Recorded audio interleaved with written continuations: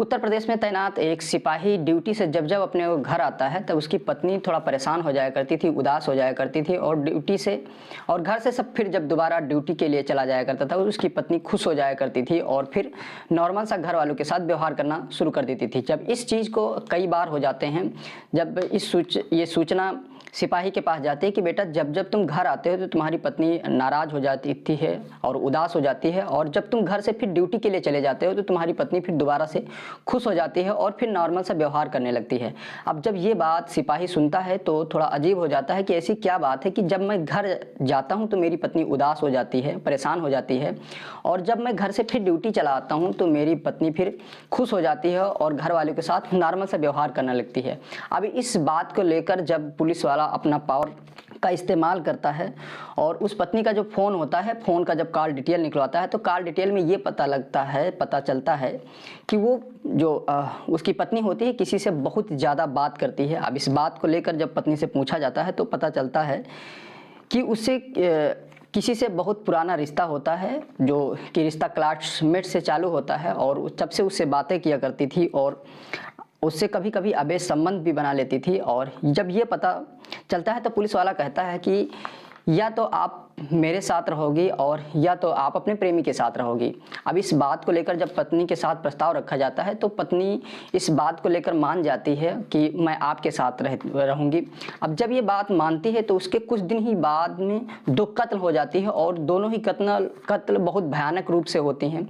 अब जब ये कत्ल का गूंज लोगों तक फैलती है तो इस गूंज को लेकर के जो पास के विधायक होते हैं वो भी जाते हैं, और विधायक से जब ये मैटर नहीं थमता है तो उत्तर प्रदेश के मुख्यमंत्री योगी आदित्यनाथ के पास जाता है और उस परिवार वालों से मिलने का भरोसा दिलाते हैं।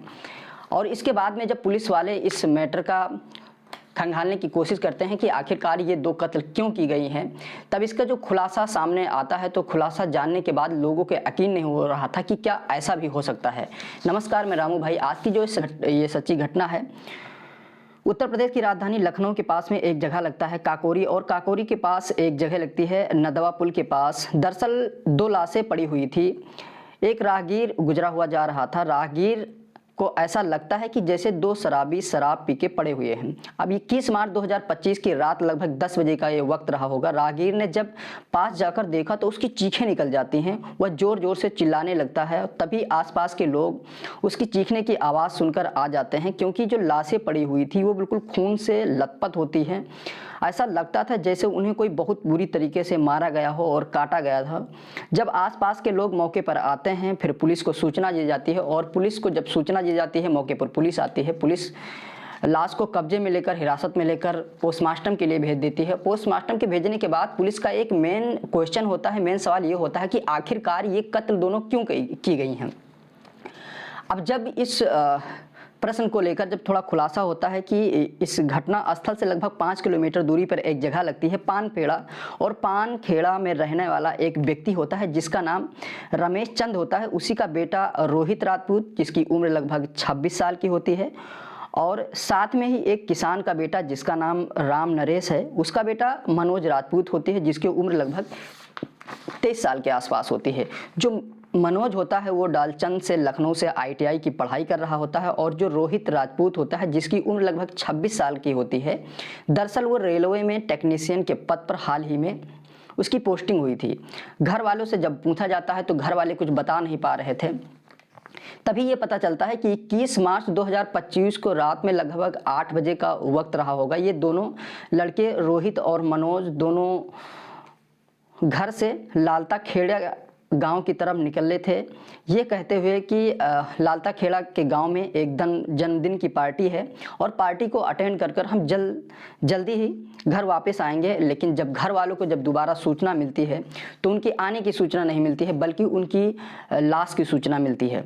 अब ये सूचना मिलती है तो घर वालों का रो रो कर बुरा हाल हो जाता है, और पुलिस आखिरकार ये खोजने पे अट जाती है कि आखिरकार ये कत्ल किसने किया। अब जब ये मैटर खोजने पे लग जाती है तो पता चलता है रोहित, और जब मनोज की कॉल डिटेल निकलवाई जाती है तो रोहित के कॉल डिटेल में ऐसा कुछ नहीं निकलता है कि उसके कॉल डिटेल से कुछ मिल सके। लेकिन जो मनोज का कॉल डिटेल निकलता है उसमें ये निकलता है कि उसी रात को किसी व्यक्ति द्वारा 35 से ज़्यादा बार उसके नंबर पे कॉल किए गए थे, और कॉल इसलिए किए गए थे क्योंकि उसे वहाँ पे बुलाया गया था। अब जब उस नंबर की और बारीकी से नंबर को और बारीकी से डिटेल की जाती है तो डिटेल में ये निकलता है कि उस नंबर की पड़ताल करना जब शुरू होता है तो पता चलता है कि ईंट गांव का एक जो ईंट गांव होता है वहाँ की रहने वाली एक लड़की होती है जिसका नाम अंकिता उर्फ दीपिका होता है। पुलिस अंकिता उर्फ दीपिका के संपर्क में आती है तो दीपिका कुछ ऐसा बताती हैं जिसका सुन के लोगों को यकीन नहीं हो रहा था कि क्या ऐसा भी हो सकता है। दरअसल वो बताती हैं कि मनोज राजपूत कभी उसका क्लासमेट हुआ करता था, लेकिन उसकी शादी हो जाती है 20 जून 2021 को। उसकी शादी होती है महेंद्र नाम के एक लड़के से। महेंद्र नाम के जो लड़का होता है जो कि तेज किशन खेड़ा का निवासी होता है, और उसका 2018 में उत्तर प्रदेश पुलिस में सिपाही के पद पर नौकरी लग जाती है। उसी सिपाही से इस अंकिता उर्फ दीपिका की शादी हो जाती है। ज़िंदगी ठीक ठाक चल रही थी, लेकिन दीपिका मेला गई हुई थी घूमने के लिए, और मेला में सामने से टकरा जाता है मनोज, और मनोज जैसे ही आमने सामने से टकराता है तो एक बार फिर से वो संपर्क में आता है, क्योंकि उसकी जो दीपिका का जो पति होता है उसकी पोस्टिंग यहाँ से लगभग 35 किलोमीटर दूरी पर लखीमपुर खीरी में होती है। अब इन दोनों ने मेले में ही नंबर का आदान प्रदान किया, और वहाँ से फिर इनकी बातें होना स्टार्ट हो जाती है, और फिर घंटों बातें होना स्टार्ट की जाती है। और जब ये लोग टाइम पाते थे तो ज़्यादा देर बात करते थे, और अब ये संबंध भी बनाते थे। अब इन लोगों को यहाँ से फिर दोबारा ये लोग मिलना स्टार्ट कर देते हैं। अब जब यहाँ सिपाही अपने घर आया करता था तब इनका इसीलिए मन नहीं लगता था, क्योंकि ये जब सिपाही इनके घर रहेगा तो उससे ये बातें नहीं कर पाएंगी, इसीलिए इनका मन नहीं लगता था। ये थोड़ा उलझी टाइप की हो जाती थी, और जब वो घर से चला जाया करता था तब ये खुश हो जाया करती थी, क्योंकि उस लड़के से मनोज से और इनसे अच्छे से बातें हो सकेंगी। अब इस बात का जब सिपाही 1 2 बार 3 बार घर आता है तो उसको थोड़ा शक होता है, और शक के तौर पर जब इनका कॉल डिटेल निकलवाता है दीपिका का कॉल डिटेल निकलवाता है दीपिका और उर्फ अंकिता का, तो कॉल डिटेल में ये निकलता है कि मनोज नाम के व्यक्ति से जो दीपिका उर्फ अंकिता होती हैं ये काफ़ी ज़्यादा बात करती हैं। और इस बात को लेकर के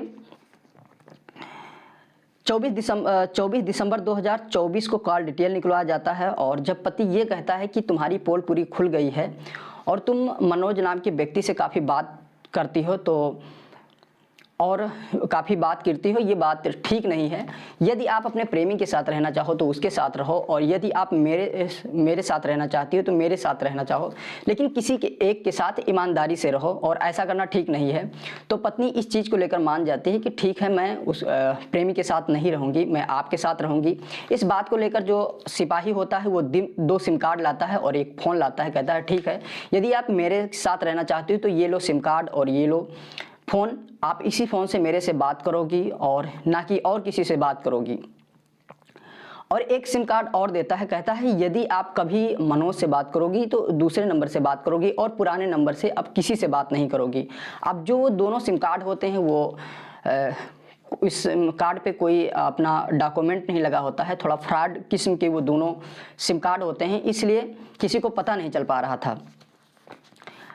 वक्त धीरे धीरे बीतता है, फिर जो सिपाही होता है उनकी पहले ड्यूटी महेंद्र की खीरी लखीमपुर में होती है, वहाँ से फिर ये ट्रांसफ़र होते हैं, अयोध्या के लिए आते हैं। जब अयोध्या में ये कुछ दिन ड्यूटी करते हैं और ड्यूटी से छुट्टी लेकर के जब घर आते हैं तो अपने पत्नी से कहते हैं 21 मार्च 2025 कि जब सुबह अपने घर आते हैं तो अपने पत्नी से कहते हैं कि आखिर लास्ट बार मैं कह रहा हूँ कि जिस लड़के से आप बात करती हो मनोज से, उससे मेरी लास्ट बार मुलाकात करवा दीजिए। कोई लड़ाई नहीं है, कोई झगड़ा नहीं है, कोई मारपीट नहीं है, मैं सिर्फ उससे एक बार मिलना चाहता हूँ। आखिर इस बात को लेकर पत्नी मान जाती है और मनोज के पास कॉल करती है, उससे बुलाती है। आखिर मनोज मान नहीं रहा था कि आखिर आने के लिए वो तैयार नहीं होता है, फिर भी उसे जबरन बुलाया जाता है। 1 नहीं 2 नहीं 3 नहीं बल्कि 35 उसके पास फ़ोन किए जाते हैं, और जब 35 फ़ोन किए जाते हैं तो मनोज आखिर टूट जाता है, और टूटने के बाद में वो मिलने के लिए तैयार हो जाता है।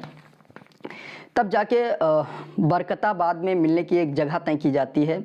रात के 8 बजे के आसपास से या उससे ज़्यादा का वक्त रहा होगा, उससे मिलने के लिए कहा जाता है। जब वो मनोज अपने घर से निकलता है और साथ में रोहित के कहता है भाई थोड़ा किसी से मिलना है, आप 10 मिनट या 20 मिनट मेरे साथ चलो और फिर अभी वापस आ जाएंगे। अब इस बात को लेकर के रोहित और मनोज अपने घर से उस लड़की से मिलने के लिए आते हैं और जब उनसे अंकिता उर्फ दीपिका से मिलते हैं, मिलने के बाद में शायद ये बातें कर रहे थे कि आज हम सब लोग लास्ट दिन मिल रहे हैं और इसके बाद शायद अब हम नहीं मिल पाएंगे।